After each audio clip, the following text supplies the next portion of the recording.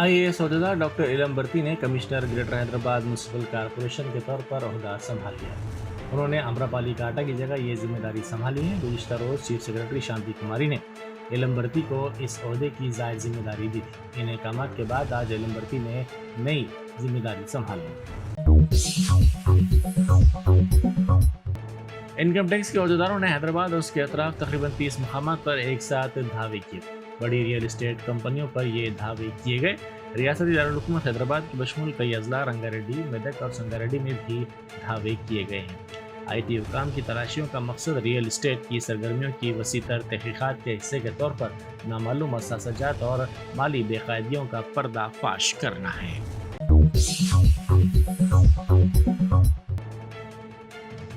Home work نہ کرنے پر teacher نے طالب علم کی بری طرح پٹائی کر دی، جس کے نتیجے میں اس کی موت ہو گئی۔ یہ واقعہ بھدرادری کوتاگوڑم ضلع میں پیش آیا۔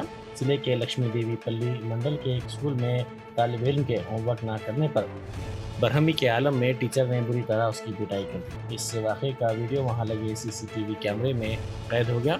اس واقعے کے نتیجے میں طالب علم کی موت ہو گئی۔ طالب علم کے والدین نے سلسلے میں پولیس سے شکایت کی۔ میدک ضلع میں پیش آئے ایک خوفناک سڑک حادثے میں ایک ہی خاندان کے 7 افراد ہلاک ہو گئے۔ یہ حادثہ ضلع کے شیوم پیٹ منڈل اور سریکا پلی کے قریب اس وقت پیش آیا جب ایک تیز رفتار بے قابو کار کلوٹ سے ٹکرانے کے بعد ہوا میں اڑ کر گر پڑی، جس کے نتیجے میں کار میں سوار 7 افراد برسر موقع ہلاک ہو گئے۔ مہلوکین میں 4 خواتین، 2 لڑکیاں اور ایک شخص شامل ہے۔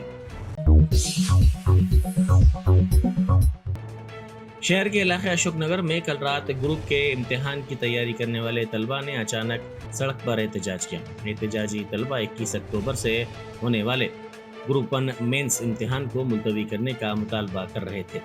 احتجاجی طلبہ ہاتھوں میں پلے کارڈز تھامے ہوئے تھے اور نعرے بازی کر رہے تھے۔ طلبہ کا مطالبہ ہے کہ سابق میں منعقدہ پریلیمز کے امتحان کی غلطیوں اور GO 29 میں ترمیم کے بعد ہی امتحانات منعقد کیے جائیں۔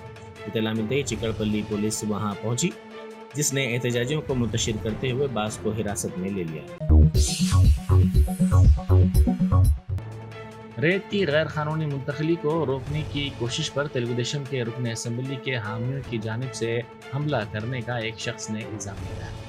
ضلع سریکاکولم کے اما ڈالا ولاسا اسمبلی حلقے میں غیر قانونی ریت کی منتقلی کو روکنے پر سریش نامی شخص نے اس پر رکن اسمبلی کے حامیوں کی جانب سے حملے کا الزام لگایا۔ سریش نے بتایا کہ وہ کار چلا رہا تھا جس پر 2 افراد نے اس پر حملہ کیا، جس کے بعد وہ وہاں سے فرار ہو گئے۔ چیف سیکرٹری شانتی کماری نے بعض IAS عہدیداروں کو مکمل اضافی ذمہ داری دی ہے۔ N Naseer Dar principal secretary SCD department کو principal secretary YAT&C department and director archaeology کی اضافی ذمہ داری دی گئی ہے۔ سندیپ کمار سلطانیہ پرنسپل سیکرٹری محکمہ فائنانس کو سیکرٹری محکمہ برقی CMD جنگو اینڈ ٹرانسکو کی اضافی ذمہ داری دی گئی ہے۔ ڈاکٹر کرسچینیا چوگنٹو سیکرٹری HM&FW ڈپارٹمنٹ کو ڈائریکٹر آیوش کی مکمل ذمہ داری دی گئی ہے۔ Doctor TK Sri Devi commissioner SCD کو سیکرٹری WCD&SC ڈپارٹمنٹ کی مکمل اضافی ذمہ داری دی گئی ہے۔ اسی طرح کے علم برقی کمشنر محکمہ ٹرانسپورٹ کو کمشنر GHMC کی مکمل اضافی ذمہ داری دی گئی ہے۔ DGP ڈاکٹر جتیندر نے کہا ہے کہ جرائم کے معاملوں کی یکسوئی اسی وقت ممکن ہو سکتی ہے جب ہم مسلسل نہ صرف سیکھتے رہیں بلکہ غلطیوں سے سبق حاصل کرتے ہوئے مروجہ قواعد پر عمل آوری کو یقینی بنائیں۔ DGP نے راجندر نگر میں پولیس اکیڈمی میں ریاستی سطح کی پہلی پولیس ڈیوٹی میٹ میں بحیثیت مہمان خصوصی شرکت کی۔ اس موقع پر انہوں نے کہا کہ اس تقریب میں شرکت کرتے ہوئے انہیں مسرت ہو رہی ہے۔ انہوں نے کہا کہ اس قسم کے پروگراموں کے ذریعے ریاستی پولیس کی ٹیم کے جذبے میں اضافہ ہوتا ہے۔ انہوں نے مشورہ دیتے ہوئے کہا کہ تمام معاملات کی فنی ثبوتوں کے ساتھ یکسوئی کو یقینی بنانا چاہیے۔ انہوں نے کہا کہ انصاف رسانی کے ذریعے ہی متاثرین پولیس سسٹم پر اعتماد کر سکتے ہیں۔ ریاستی وزیر P سرینواس ریڈی نے اعلان کیا ہے کہ اس مہینے کے اواخر تک اندرما مکانات مستحقین کو فراہم کیے جائیں گے۔ انہوں نے ایک تقریب سے خطاب کرتے ہوئے واضح کیا کہ ہر اسمبلی حلقے کے لیے 4000 مکانات الاٹ کیے جائیں گے۔ انہوں نے کہا کہ پالیرو چونکہ ان کا اپنا حلقہ ہے اس لیے وہ زیادہ مکانات فراہم کریں گے۔ مہارشی والمیکی یوم پیدائش کے موقع پر GHMC کے نئے کمشنر ایلمبرتی نے ان کی خدمات کو یاد کیا اور دفتر GHMC میں ان کے پورٹریٹ پر پھول مالائیں چڑھائیں۔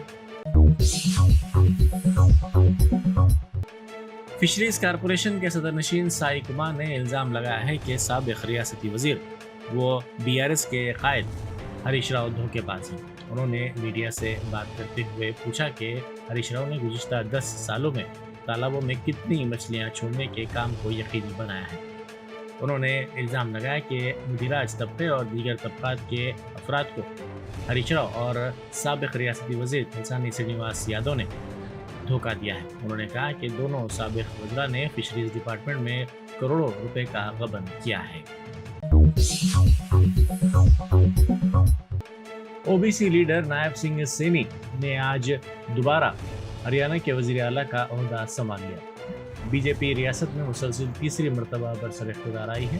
سینی کو گزشتہ روز مرکزی وزیر داخلہ امت شاہ، مدھیہ پردیش کے وزیر اعلیٰ موہن یادو کے ساتھ مرکزی مبصر کے طور پر ایک اجلاس میں BJP کی لیجسلیچر پارٹی کا لیڈر منتخب کیا گیا۔ بعد ازاں انہوں نے گورنر بنڈارو دتاتریہ سے ملاقات کی اور حکومت سازی کا دعویٰ پیش کیا۔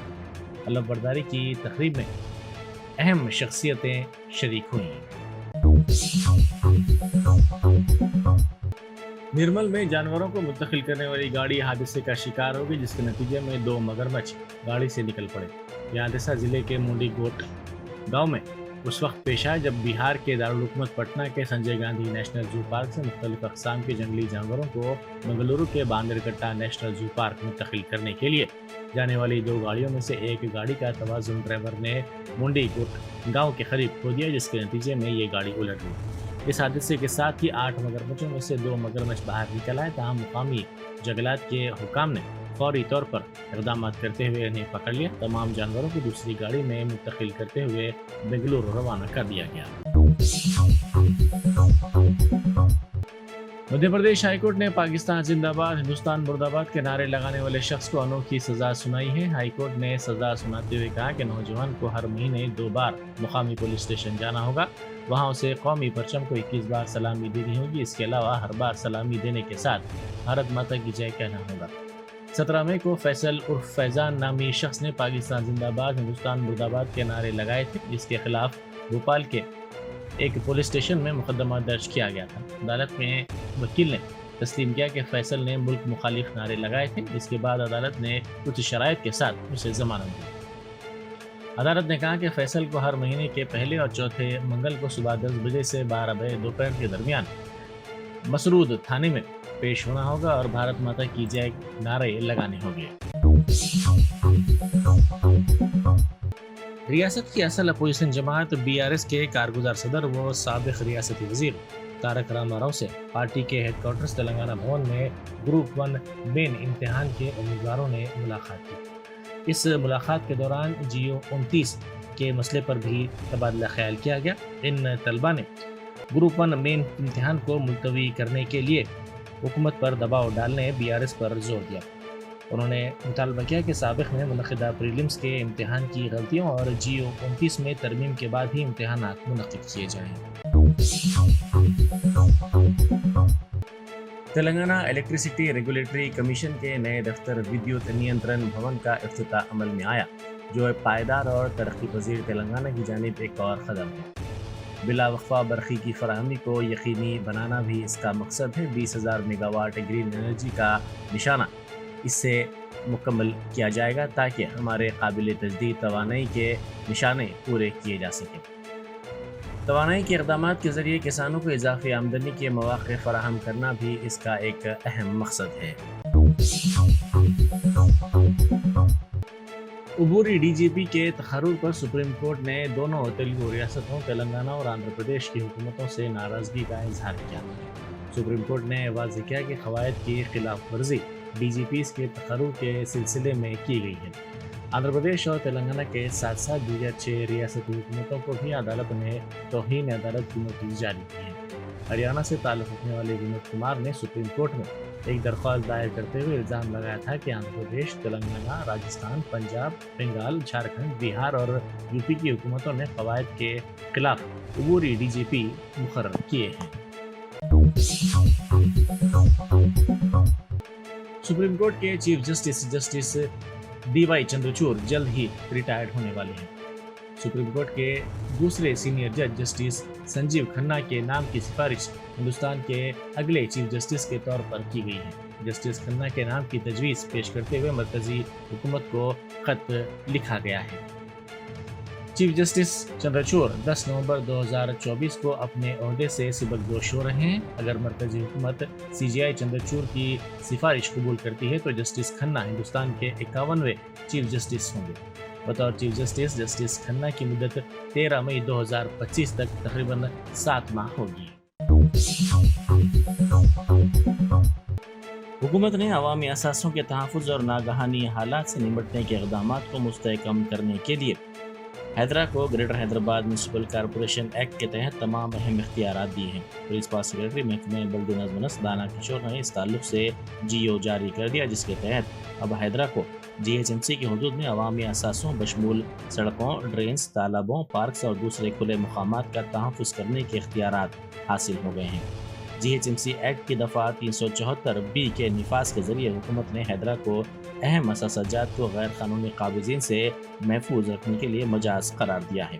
جی ایچ ایم سی جو ہندوستان کے بڑے شہری ادارہ جات مقامی میں سے ایک ادارہ ہے، 650 اسکوائر کلومیٹر پر پھیلا ہوا ہے۔